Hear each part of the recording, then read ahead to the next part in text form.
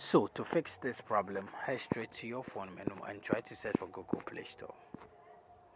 Tap on the Google Play Store app and try to update your Boomplay app.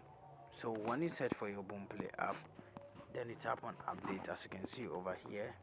So after updating your Boomplay app, you're going to see open section over here.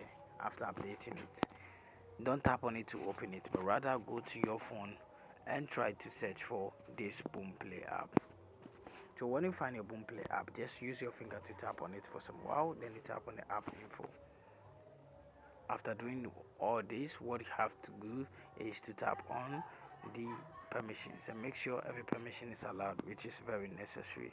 After that, tap on the force stop, then you tap on OK. Now tap on storage and cache and tap on the clear card to clear the cache. After that, go back and tap on mobile data and Wi-Fi and make sure the background table that is turned on or is still good on. Then go back and tap on notifications and make sure the show notification is still good on.